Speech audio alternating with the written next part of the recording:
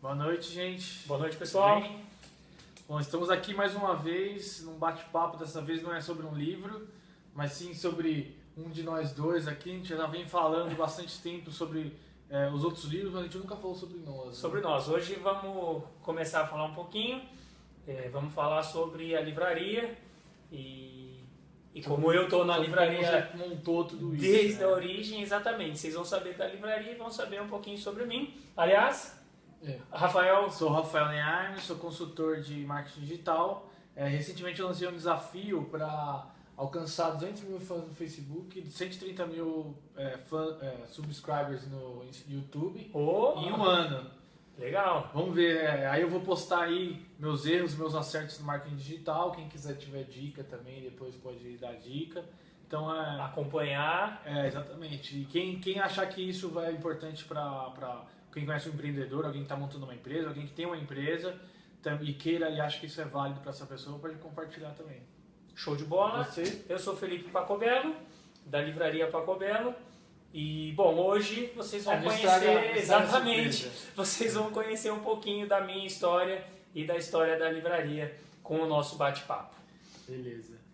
Então, Paco, vamos lá. Você é formado, você tem formação, não? Tenho formação Escola da Vida, Escola da Vida. né, como minha avó dizia, a Escola da Vida.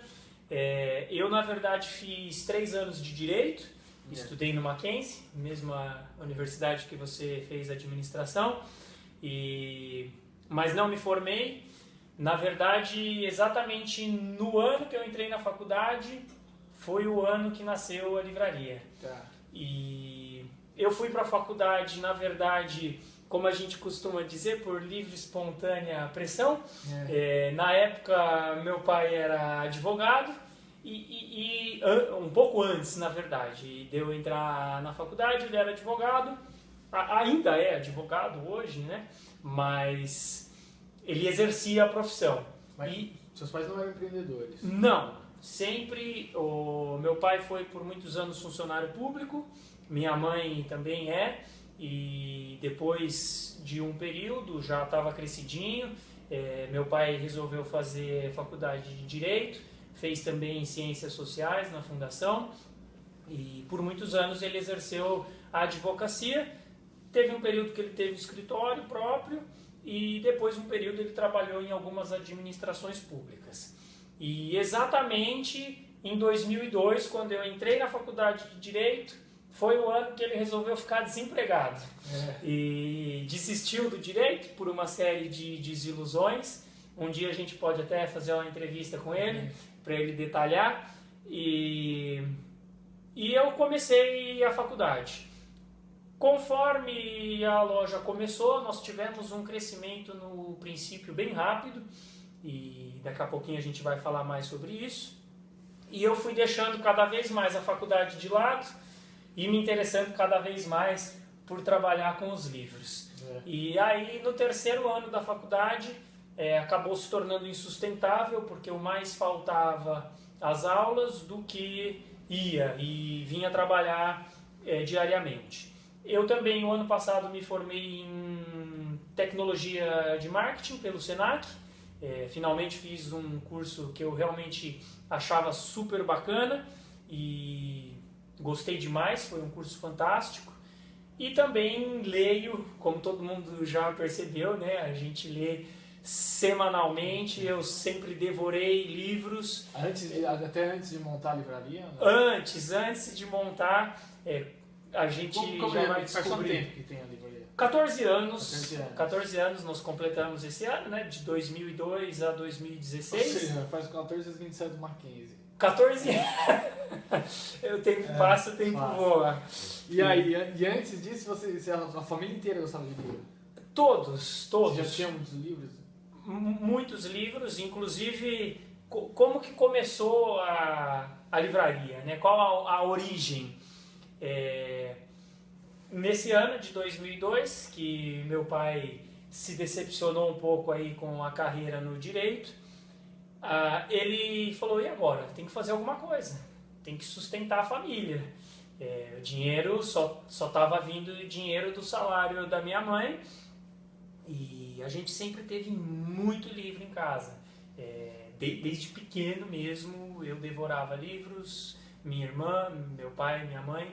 Então a gente cresceu nesse ambiente realmente favorável. E a gente devia ter aproximadamente uns 4 a 6 mil livros em casa. É uma biblioteca bastante considerável. Quando a gente fala, às vezes, lá na loja hoje, o pessoal fala, eu tenho bastante livro em casa. Meus números são sempre superlativos quando a gente fala de livro. E a pessoa fala, eu tenho uns 30. Eu falo, caramba, bastante, mas 30, né, pra mim nunca foi um volume muito alto. E nessa coisa de decidir o que vai fazer, qual profissão seguir, sem dinheiro, a gente nunca teve dinheiro, capital, né, vivemos sempre bem, não posso reclamar, mas não tínhamos dinheiro guardado, não era possível, né? Não por falta de vontade, por falta de possibilidade mesmo. E, bem, a gente tinha muito livro. E meu pai já frequentava sebos, né? Frequentava muitas livrarias e sebos. Ele conhecia um pouquinho, a gente não conhecia nada do mercado, mas conhecia de livro. E o livro estava lá em casa. E aí aconteceu o seguinte, que é bem interessante. Meu pai era o único a favor da ideia. E eu, minha irmã e minha mãe éramos contra por 2 motivos. Primeiro, que a gente achava que a gente ia morrer de fome realmente. Falou, pronto, agora, como assim nós vamos vender livro usado? Isso não vai dar certo. Uma família não empreendedora, isso é comum, né? Zero, ninguém na família nunca tinha tido nada, nenhum negócio assim. E o segundo ponto, e esse na verdade foi o que mais pesou, é que nós tínhamos um apego muito grande aos nossos livros. Eu ia vender os meus livros? Não! Aqueles livros que eu ganhei, que eu comprei, que eu ganhei de aniversário, que eu pedi pra tia, pro cunhado, pro primo, pra irmã, pro vizinho, né? Que meus pais compraram, que eu juntava um dinheirinho. Ela, não vou vender meus livros, não. Isso era uma coisa que não entrava na nossa cabeça. E interessante, assim, que depois eu fui descobrir que hoje eu vivo num universo tão fantástico, com acesso a tantos livros, que apenas como leitor eu nunca teria. E hoje eu também incentivo as pessoas a desapegarem, porque vocês eram apegados aos livros. Totalmente. Então, ao contrário do que é o sebo. Totalmente apegados. E a gente vê muitas pessoas lá que são assim, né? A pessoa fala, não, meus livros. Eu até risco o meu. Não! Essa é uma briga, a gente já deu risada disso. Então, assim, foi assim que começou. Tá? A origem foi essa, foi uma necessidade, na verdade. Precisávamos, meu pai, na época, né, precisava trabalhar. O que nós vamos fazer que não exige capital? Porque não temos capital. Bem, temos muito livro. Existe loja de livro usado? Existe. Dá para vender livro usado? Dá. Vamos vender esses livros que estão em casa. Mas aí vocês compraram mais de um estoque ou vocês começaram com o que vocês tinham? Não, começamos como a gente tinha. Então, o nosso, vamos lá, o processo de crescimento, a expansão. Só uma dúvida, quantos livros tem uma livraria normal, uma pequena, uma livraria? Você fala uma Saraiva, uma Nobel, uma dessas lojas? Uma menor. Olha, o acervo médio de uma livraria, né, vamos dizer, que a gente encontra em shopping, podemos falar inclusive, tá, de Saraiva, Nobel, eu estou falando acervo da loja, tá, não conta o online, de 20 a 40 mil livros aproximadamente. Vocês começaram com 6 mil? Com 6 mil. Começamos... Assim, ou começa hoje ou não começa. Ou não começa mais. Não começa mais, é uma coisa que a gente já comentou aqui, né, ou vai não ou existe um momento certo para começar a coisa. Você começa e sim, vai... pesquisa, estuda. No nosso caso até não foram feitos grandes estudos, mas antes de abrir a loja, até bacana, tinha esquecido de colocar. Primeira coisa, meu pai foi vender livro de porta em porta. Tipo Natura, Avon... Os livros que ele tinha. Não, ele começou com alguns livros novos, comprando um pouquinho de títulos novos, para fazer um teste. Fala, peraí, mas o pessoal compra mesmo o livro? Porque Ele sabia que ele comprava, mas e as outras pessoas? Então ele saiu tipo o vendedor Natura, Avon, ia nos escritórios, ia nos lugares, ele passou uns 6 a 8 meses fazendo isso. E outra coisa fundamental que ele fez foi escolher o ponto. Quando você fala de montar um negócio que exige loja, que exige um ponto, você tem que pesquisar o ponto.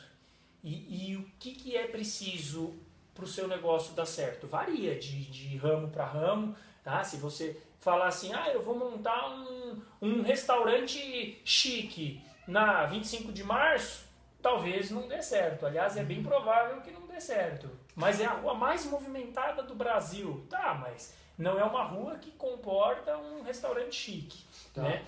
Então, assim, ele se preocupou bastante com essa questão do ponto, mesmo sem ter conhecimento.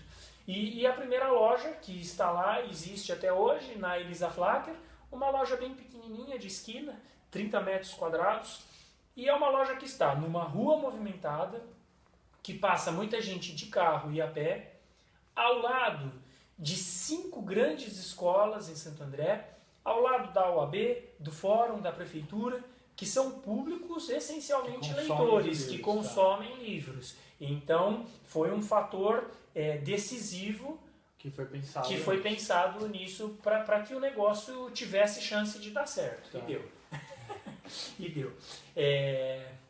E aí depois vocês resolveram montar, e como foi esse início? Então, já saiu vendendo um monte? Já saiu vendendo. Eu lembro, no primeiro dia, a gente começou, eu nunca gostei muito de fazer as coisas desse jeito, mas é um pouco o jeito do meu pai. A gente ainda organizando as prateleiras, não estava pronto, não estava tudo... Estava levando as caixas dos livros de casa para a loja, as estantes também eram as estantes da nossa casa, tá? Então, assim, computador, foi o computador de casa, foi tudo de casa, sem recurso. E a gente levando as coisas, ainda abrindo as caixas para colocar na prateleira, organizar, né? Se identificando com essa coisa de organização, porque uma coisa é visitar uma livraria e falar, pô, olha, aqui eles organizam assim, assim, assado. Outra coisa é você pegar o livro e falar, putz, agora eu tenho que organizar isso. Como? Né? E aí a gente, nessa fase de organização, tirando o livro das caixas, as pessoas começaram a entrar. E ainda não tínhamos muita noção de preço, como precificar, como colocar o material, como distribuir. E já no primeiro dia aconteceram algumas vendas, e no segundo algumas mais, e no terceiro algumas mais. Então, porque é difícil logo começar um negócio que já logo no começo já começa vendendo.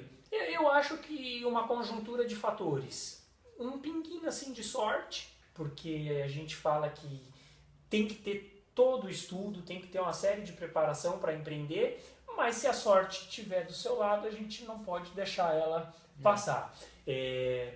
Os livros que a gente tinha também eram livros muito bons.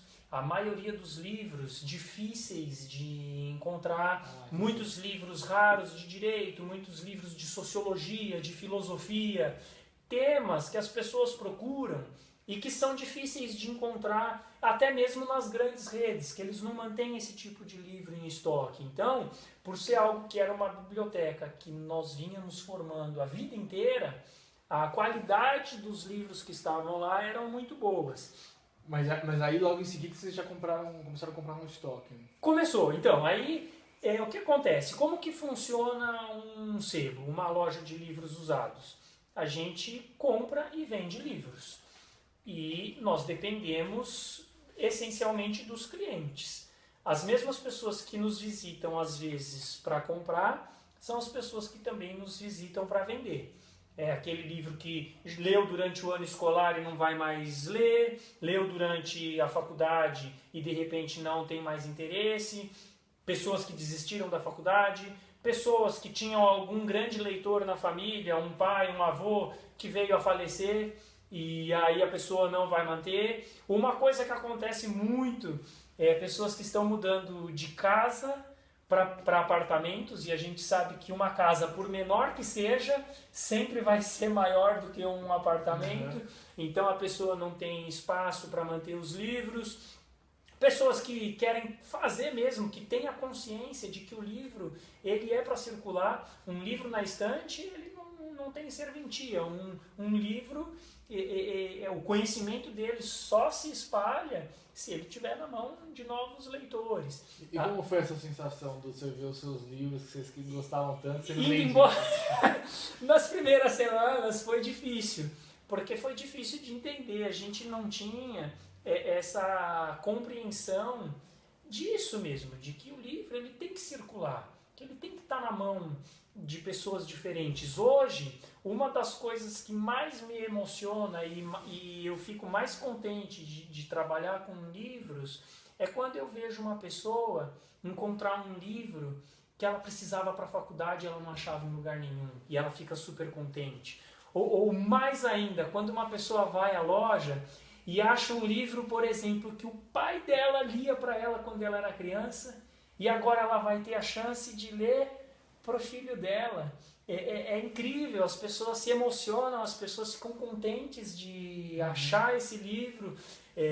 As pessoas têm acesso a livros que não têm novos, ou têm acesso a livros que existem novos, mas que são mais caros, e lá elas vão conseguir por um preço mais acessível.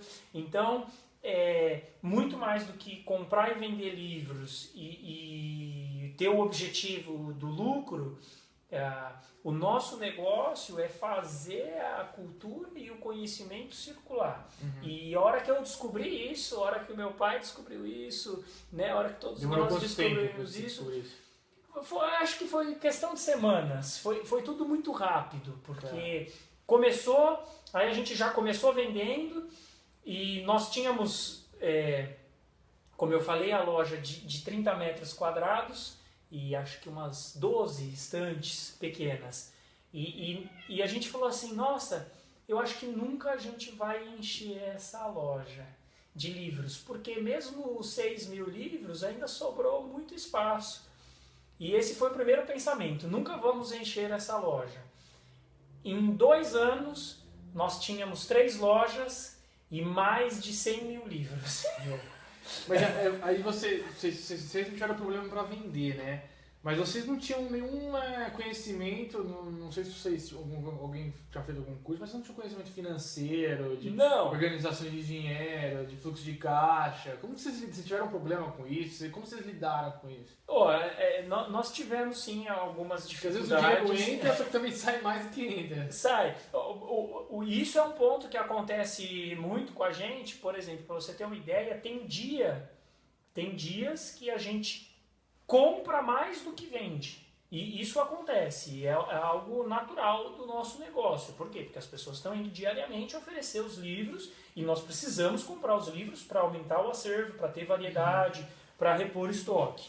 E eu vou te falar que tudo que a gente aprendeu foi na raça e com a leitura. Né? Como eu comentei, eu não tinha formação na época, no começo da loja. Meu pai também foi direito. Quem trabalha com direito, quem conhece advogado, sabe que finanças zero para advogado. Minha mãe pedagoga, finanças zero também. E nós fomos aprendendo no dia a dia. É questão mesmo, e isso é uma coisa que para nós deu certo, mas eu não recomendo. Nós apanhamos muito.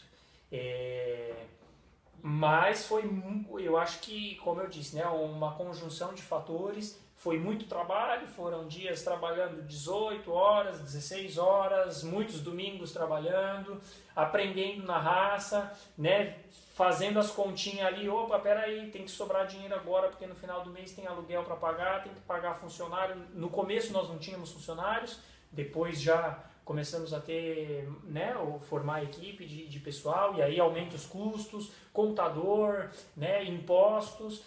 Nós emitimos nota fiscal de absolutamente todos os livros que a gente vende, seja 50 centavos, seja R$200. Então a gente tem que pagar os impostos todo mês.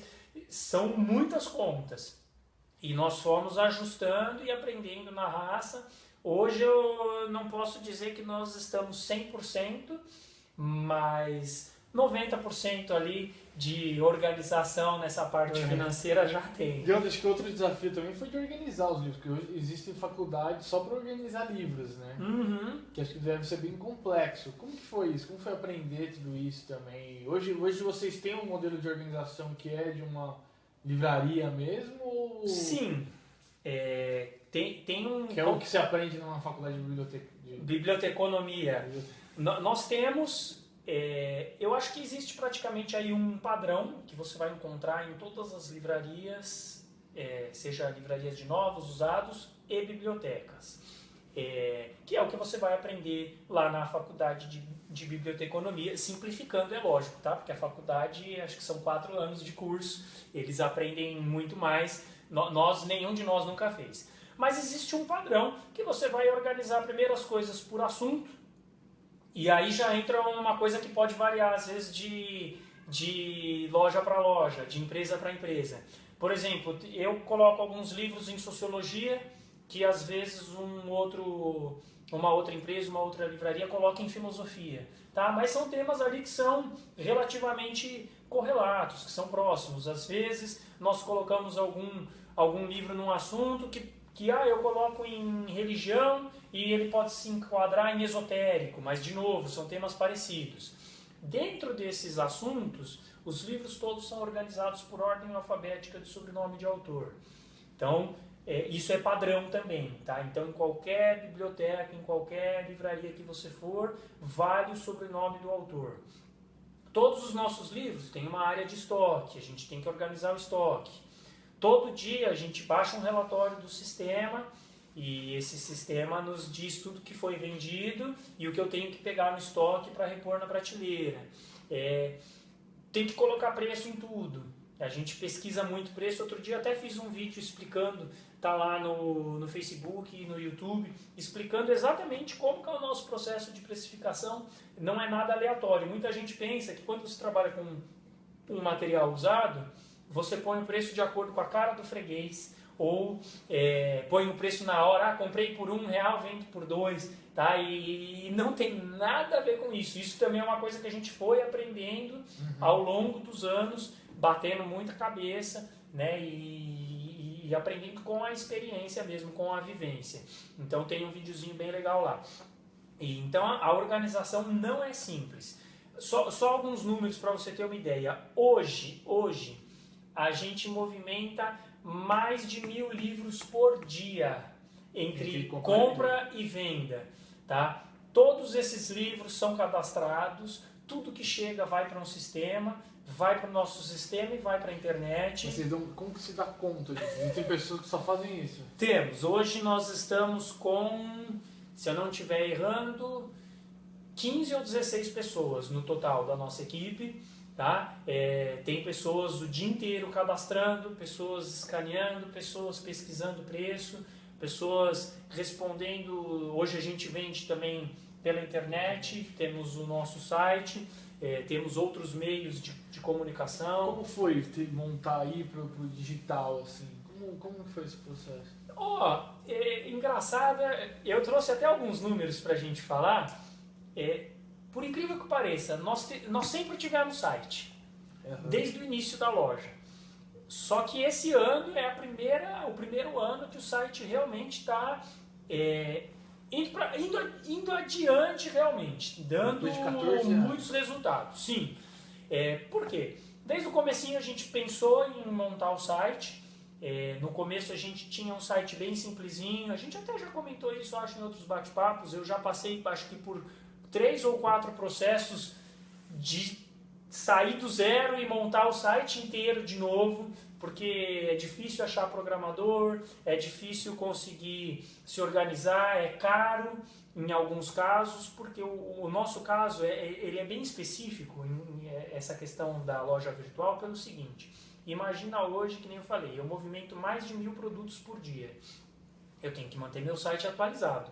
Isso exige uma programação robusta, um servidor robusto, exige investimento, exige um programador que saiba o que ele está fazendo. Aliás, agradecer hoje a todo o empenho do nosso programador, Evandro Teles Bardari, está se empenhando realmente em nos ajudar e a construir o site. Mas assim, nós sempre tivemos o site. E a gente batia a cabeça e o site começava a ir para frente e de repente acontecia alguma coisa que ele não dava conta mais da nossa quantidade, do nosso acervo. Hoje são mais de 400 mil. Imagina, dos 6 mil lá que a gente começou, hoje são mais de 400 mil livros que a gente tem, que estão online, que estão disponíveis para todo mundo e que estão divididos nas lojas e no estoque. Então assim, a gente bateu muita cabeça com o site. Mas a gente sempre teve a consciência de que se a gente queria crescer, a gente tinha que estar presente na internet. E se você pensar, 14 anos, a internet não era grande coisa aqui no Brasil. Né? 2002, ainda tinha ICQ. Eu virava... Acho que tinha 2 anos de Hotmail, né? Era tudo super muito recente. 2 anos de e-mail grátis, cara. Então, foi essa época. E aí foi crescendo. Eu ia falar mais no final, mas já que você mencionou, números de hoje, tá? Últimos 7 meses, 110.272 visitas. Esse número já deve ter crescido, porque eu olhei esse número faz umas 4 horas. 7 meses total? No total, tá? Isso dá uma média de aproximadamente 15.700 visitantes por mês e 525 visitantes por dia no site. Perto dos grandes sites, isso é um número muito pequeno. Perto da maioria brasileira, isso já é um número bastante grande. Você ter mais de 500 visitantes por dia no seu site. Como eu falei agora, esse ano que a gente começou a crescer, só para você ter uma ideia, em dezembro a gente tinha uma média de 200 visitantes por dia. Né? 7 meses depois, agora em julho, esse número subiu para mais de 525 por dia. Deve isso, você sabe? As nossas últimas conversas que a gente está passando para todo mundo, que é o nosso empenho em atuar em diversas frentes no marketing digital. É tudo que a gente está conversando hoje com todo mundo aí. Em quais canais? O nosso site, o canal do YouTube, Facebook bem forte, a gente tem postagens constantes, sempre trazendo novidades, ideias, curiosidades, tá? Muita gente tem noção, tem aquele pensamento de que eu vou fazer um Facebook da minha empresa e vou pôr produto, promoção. Não é isso, tá? Então a gente está fazendo geração de conteúdo. O WhatsApp, que a gente não tinha até pouco tempo, colocamos. O WhatsApp hoje a gente recebe uma média de 50 a 60 contatos por dia, não para. E-mail, então assim, todas as frentes que a gente está falando e está passando para o pessoal nos nossos bate-papos foram as frentes que fizeram, né, o AdWords, que a gente está investindo também, né? Então assim, são todas essas frentes das nossas últimas conversas que estão contribuindo para a gente ter um crescimento em menos de 7 meses, né, de quase 200%. E isso é um número realmente muito bom. Mais uns numerozinhos assim, né, para matar a curiosidade. A média que as pessoas ficam no nosso site hoje é de 2 minutos e 30 segundos. Então, assim, a pessoa entra, significa que ela pesquisa, que ela vai atrás, que ela se interessa. Significa que o site também está atrativo. Porque senão, o que você faz num site que não é atrativo? Você entra e sai fora rapidinho, tá? Falando nisso, a nossa taxa de rejeição é de 16% só. Bem baixo. Eu andei pesquisando, disse que uma média que as pessoas consideram boa é de 50% a 60%. Ou seja, se você tiver de 50% a 60% de taxa de rejeição, só para o pessoal entender, taxa de rejeição é quando a pessoa entra no seu site e ela sai em poucos segundos, né? Então, o Google, na hora de contabilizar, ele entende isso como uma rejeição, né? O cara entra e fala, não, putz, não é esse site que eu queria, nossa, que droga de site, e sai fora. A nossa taxa de rejeição é só de 16%. Cada usuário entra em média em 6 páginas no nosso site, significa aí, né, falando simplificadamente, que ele faz 6 pesquisas, ele procura por 6 títulos em média, né? E, bom, algumas curiosidades também bem interessantes. 66% dos nossos acessos vem do Windows, então significa que a pessoa está num computador, numa internet fixa, e geralmente esses acessos são feitos durante a semana, de sábado e domingo nosso gráfico cai. É sempre assim: segunda, terça, quarta, quinta, sexta, sábado e domingo. Segunda, terça, quarta, quinta, sexta, sábado e domingo. Tá?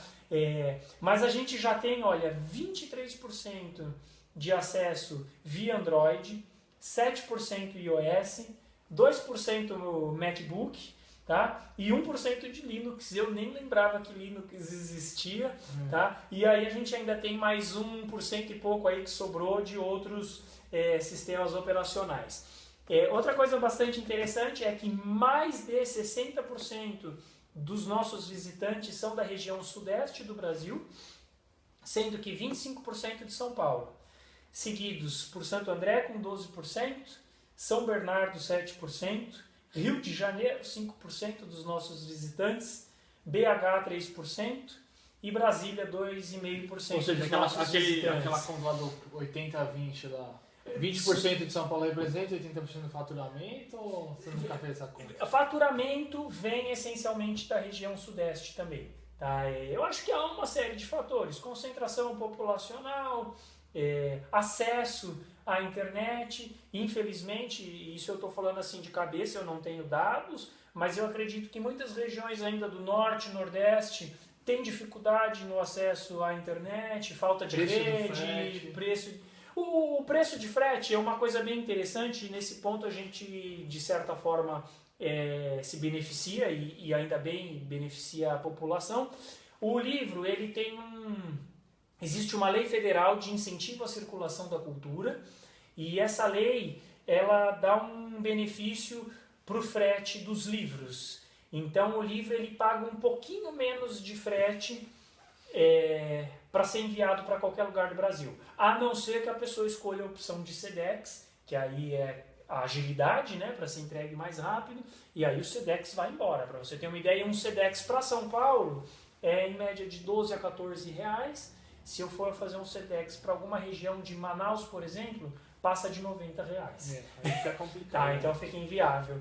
E a gente tem acesso também de diversos países, tá? 97% dos nossos acessos são Brasil, mas a gente tem 3% de acesso de outros países do mundo, que eu acredito serem brasileiros que moram em diversas regiões, ou eventualmente estrangeiros que se interessam pela língua portuguesa e pelos livros, né, escritos em português. Então a gente tem Rússia, Estados Unidos, Índia, Portugal, Inglaterra. Eu anotei aqui até, nesses últimos 7 meses a gente teve 63 visitantes do Cazaquistão. Eu não sabia nem que tinha brasileiro no Cazaquistão. Tá? Então assim, é bem legal. O bacana do site é que a gente sai da nossa vila e a gente vai pro mundo. E você acha que assim, o site ele tem assim, pelo quanto que você gasta, você investe nele, e o gasto que você tem numa loja, por exemplo, você acha que o site a margem dele é maior? Para nós, se você for fazer hoje... só conta de site e de loja. Tá, para nós hoje não. Hoje existe primeiro, um fator muito interessante, que eu acho que isso não ocorre só no nosso caso, mas deve ocorrer para muitas empresas. Como a gente falou agora, eu tenho 12% dos visitantes do site são de Santo André. Esses visitantes de Santo André, eles dificilmente fazem a compra pelo site. Eles não finalizam a compra no site para receber em casa. Mas eles entram no site, eles olham, descobrem que nós temos o produto disponível e vêm até as nossas lojas para comprar o produto fisicamente, tá? Ali, na hora. Então, o site e a loja, na verdade, elas se complementam. São duas forças complementares. Em questão de custo, a gente tem uma equipe e que não é fácil ter uma equipe montada para atender toda essa estrutura de venda online. As pessoas geralmente acreditam que vou vender pela internet, é só receber o pedidinho aqui e enviar. E na verdade, eu preciso cadastrar o produto, eu preciso responder o e-mail. Hoje a gente recebe aí uma média de mais de 400 e-mails por dia. Como eu comentei agora há pouco, mais de 40, 50 contatos via WhatsApp, telefone que não para. Então, assim, a estrutura nossa para atender os clientes da internet ainda é grande. Eu acho que vai acabar a minha bateria. Tem mais 10%. 10%. Então, assim, em questão de custo, eu não posso afirmar de outros negócios, tá? Mas o custo nosso hoje de estrutura site e estrutura loja é muito similar. Tá. Duas últimas perguntas para a gente encerrar. Como você vê esse negócio do livro digital? Assim? Tem essa tendência de livro digital? Eu particularmente não gosto, eu gosto de livro físico, mas muitos clientes meus que eu vou e tal falam, não, tem que ter livro digital, não sei Kindle, não sei o que. Você acha que isso vai mudar mesmo? Você acha que isso influenciou nas vendas? Então, eu acompanho de perto. E seria tonto se não acompanhasse. Minha esposa fez um TCC do MBA dela sobre o fim do livro. E ela estudou muito, nós lemos, eu inclusive li um pouquinho quando ela estava fazendo TCC.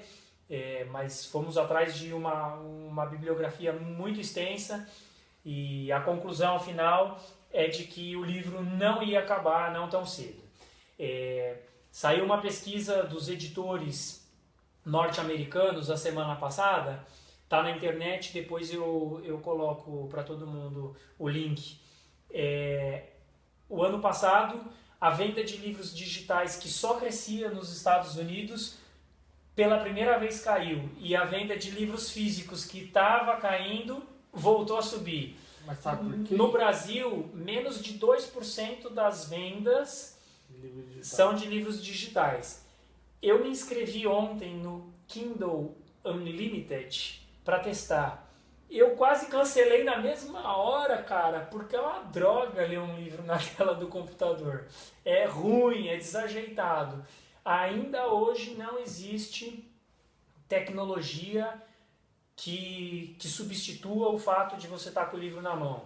E o preço acaba sendo o mesmo, né? Não muda muito, assim. Não. Se fosse 10 vezes mais barato... Talvez você arriscasse. Só que o preço não tem como, né, chegar nesse preço. Porque tem o custo do autor, Sim. da editora, da distribuição. O livro, ele é um produto artesanal. As pessoas às vezes se esquecem disso. Aliás, qualquer produto, tá? Todo produto, ele exige tempo antes de existir. Ele exige estudo, ele exige que alguma pessoa tenha gasto horas naquilo. Mesmo que não seja, no caso do livro digital, um bem material, a impressão do livro é o que menos custa no preço final. O que custa é o trabalho do autor, o trabalho de divulgação, fazer a arte da capa, paginar, organizar o livro, fazer a revisão ortográfica. Ou seja, coisas no digital também tem. Imagina você lançar um livro digital que não teve correção ortográfica, que não teve uma revisão, que não tem uma capa atraente para chamar a atenção, porque mesmo sendo digital, tá? Então, assim, diversos estudos e diversas situações, mais de 90% pesquisa da CDL do Brasil, mais de 85% ou 87% dos estudantes universitários brasileiros preferem os livros físicos aos livros digitais. Então, assim, são números e experiências que comprovam. O livro físico ainda vai durar. Eu postei outro dia no Facebook uma frase do Humberto Eco. Os equipamentos eletrônicos duram 10 anos. Os livros Eu vi. já duram 5 séculos. É. Tá? Então, eu Ou acho mais, que é né? por A aí, Bíblia ou tem mais. 10.000 anos. Né? Uma coisa, uma última pergunta. Quais são os próximos desafios para a livraria Paco Bela? Vocês pretendem abrir mais lojas? O que está mais aí Então, na frente? hoje nós estamos tentando desenhar um plano para o futuro, ainda não está 100% desenhado, mas a gente está trabalhando forte nessa parte da loja virtual, do online, por motivos, primeiro, tentar, ainda não conseguimos, como a gente falou agora há pouco, mas tentar reduzir custos, para melhorar cada vez mais os nossos processos, atendimentos e preços para os clientes. Segundo motivo é atingir um público muito maior. Né? Uma loja física, você sempre vai estar limitado geograficamente, e a loja online é crescer. Como os números estão mostrando, né, nos últimos 7 meses, que o crescimento digital, se for feito de uma maneira bem planejada, ele é sustentável e ele é possível, os nossos planos são continuar vendendo livros de papel, físico, mas vendendo na internet, para o Brasil e para o mundo. Junto com isso, continuar aumentando o nosso acervo. Nós vamos quebrar esse ano aí, falei que a gente já está com mais de 400 mil até o final do ano, nós vamos para mais de 500 mil livros. E nós vamos começar a participar esse ano de feiras. O nosso primeiro grande evento vai ser a Bienal do Livro de São Paulo, agora dia 26 de agosto a 4 de setembro. E se tudo der certo, nós vamos participar de outras feiras, como a Comic, Bienal do Rio de Janeiro, Bienal de Belo Horizonte, né? Algumas feiras no sul do país, que também é uma região bastante forte, né? Com a presença de leitores, tem bastante gente que gosta de ler no sul. E então é isso, a gente quer expandir muito no mundo virtual, gerar bastante conteúdo e para as pessoas cada vez mais nos conhecerem, mas continuar crescendo no nosso acervo e continuar crescendo aqui na nossa região de Santo André e do ABC. Legal. Beleza, então. É isso aí, deu para conhecer um pouquinho. Deu. Valeu pelo bate-papo. Valeu, Paco. E até essa próxima semana então. com novidades para todo mundo. Tá bom. Acabou na trave, falei Acabou. que não ia aguentar.